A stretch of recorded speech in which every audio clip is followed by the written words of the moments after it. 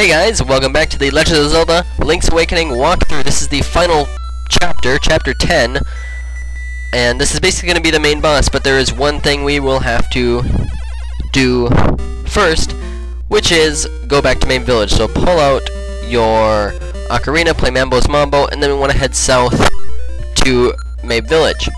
Now, you must have completed the trading sequence, so if you have not, please refer to my trading sequence guide. Also, Crazy Tracy is here. We're going to take on the final boss, so if you do not have any secret potion or magic potion to revive you, buy some now before we go to the boss. You should have plenty of rupees to be able to do this. Like I said, my go to my guide for the trading sequence, which is not out yet. It'll be out in a couple weeks, but if you're watching this a couple weeks from now, it should be out. I'll add the annotation probably near the beginning of the video, maybe not directly while I'm talking about it here, but and that's another thing. Thank you everyone who has given me 100 subscribers. The next Legends of Zelda walkthrough chapter 1 will be out next week, I promise you that.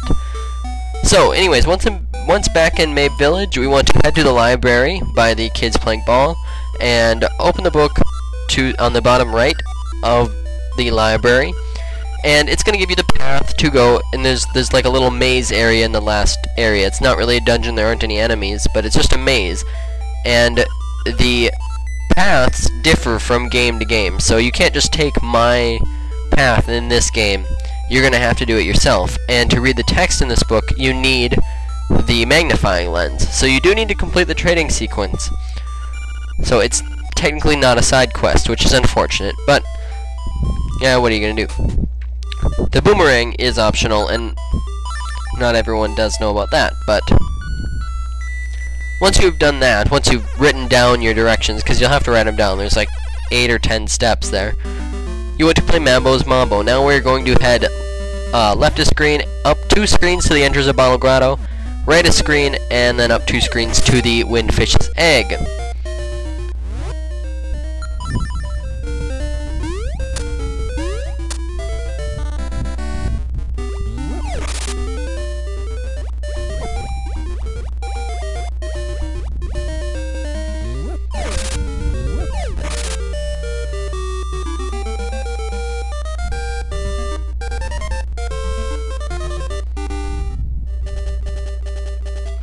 Up here at the Windfish's Egg, you just want to pull out your ocarina and play the Ballad of the Windfish, and I will be quiet because it will feature all of the instruments playing. It's pretty nice.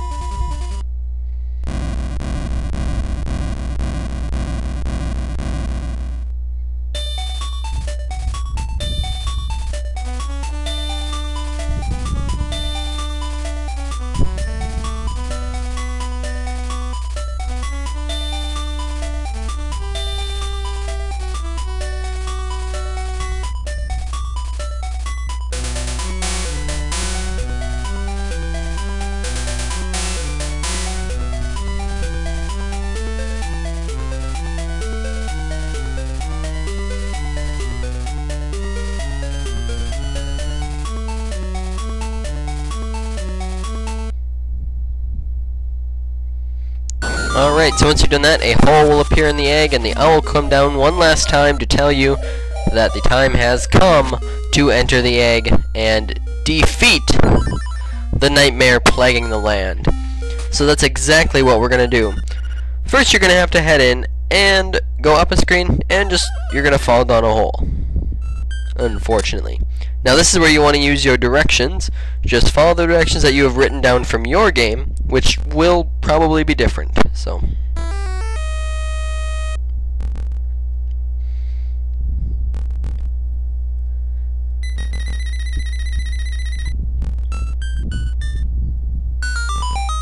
once you've done that, you can head down to take on the final boss of the game.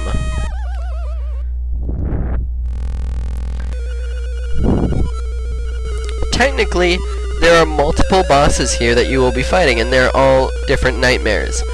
So this is a guide that will show you how to defeat all the different nightmares of the final boss, technically. The first nightmare is the nightmare of the giant bot.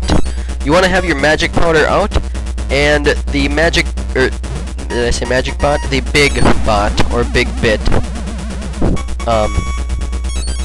You want to use your magic powder on it 3 times. It'll just jump around towards you. It's very simple. It is the easiest of the nightmares to defeat. It shouldn't take you much problem. Once you defeated it, it will turn into the Nightmare of Aghanim. If you remember this guy from A Link to the Past, he will shoot beams at you. You want to ready spin attacks and then shoot his beam back at you. I don't believe you have to use spin attacks, but the way I saw it, or the way I used him, it worked out to go more straight towards him when I use a spin attack. So that's what I did. He can shoot 2 types of beams. He can shoot a big green beam, the one that you can hit back at him, but there's also a beam that looks like an X, which you will see coming up here, just like that. This cannot be deflected. However, it's really hard to avoid if you're getting ready to shoot one back at him. So if you have to take a hit, do so. The blue tunic is probably, honestly, better for this fight. Anyways, once you defeated Aghanim, it will bring on the Nightmare of Moldorm. Moldorm will go around the room. He's just like the first boss of the game. It'll take 4 hits if you have the same upgrades that I do, and then it'll move on to the Nightmare of Ganon. Ganon, just like in A Link to the Past, he will summon fire bats and then throw his trident, so you just want to avoid all of it and get as many spin attacks as you can in on him. I do believe you have to use spin attacks on him. So if you have all the upgrades I have, which is the red tunic and the level 2 sword, he shouldn't be that hard actually.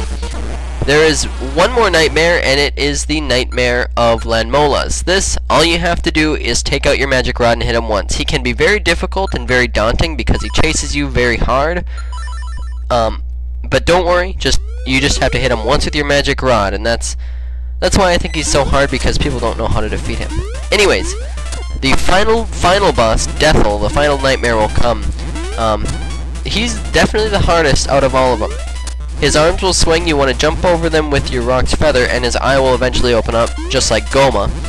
You want to shoot him with arrows 15 times, and he will be defeated. Usually when he opens his eye, you can get multiple hits in.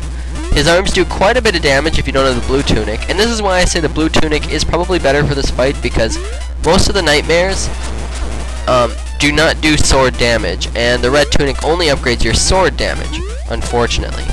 So the blue tunic will take damage away from everyone, and it's probably better for this final fight, to be honest. I chose to go with the red tunic just because I didn't feel like going into the colored dungeon and switching, but it's all up to you.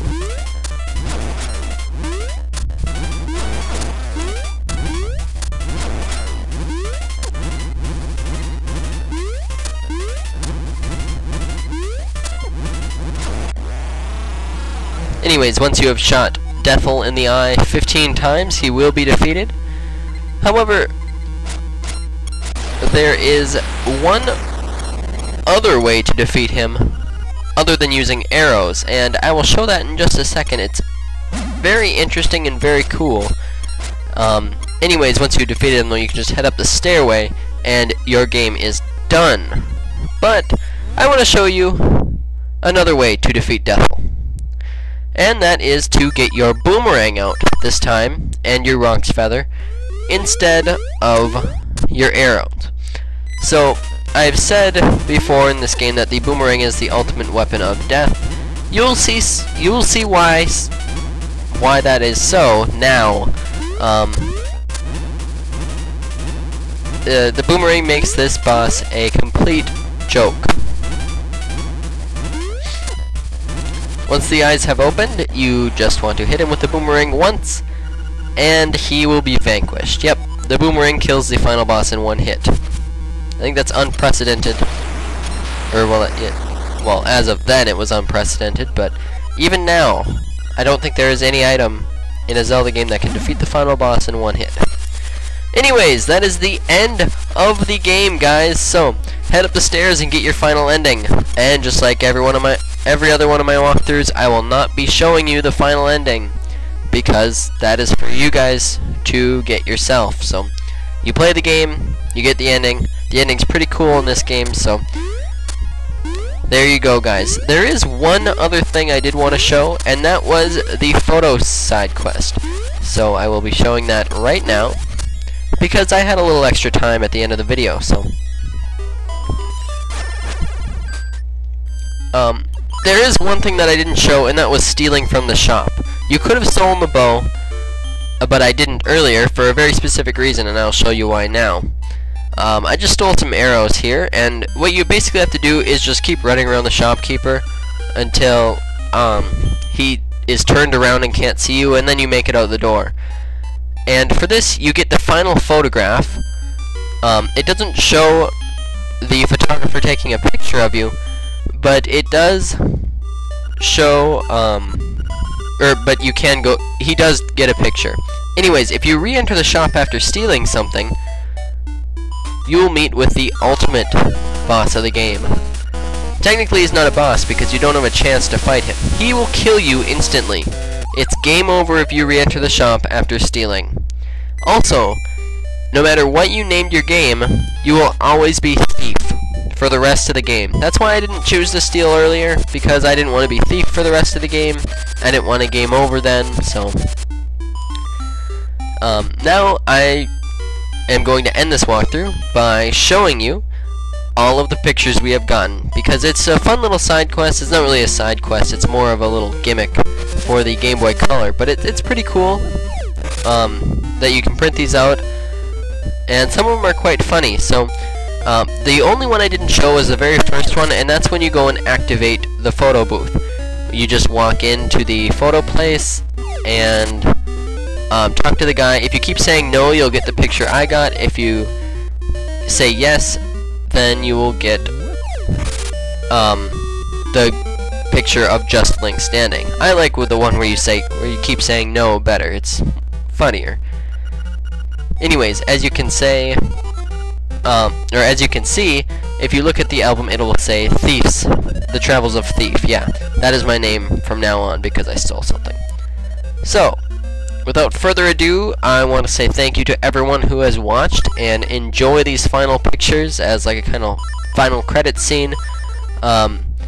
Again, I'm not done with this game. 4 more guides will come out, the first one being the trading sequence one in a couple of weeks, guys. I'll see you next week with my next project, but until then, again, thank you for watching.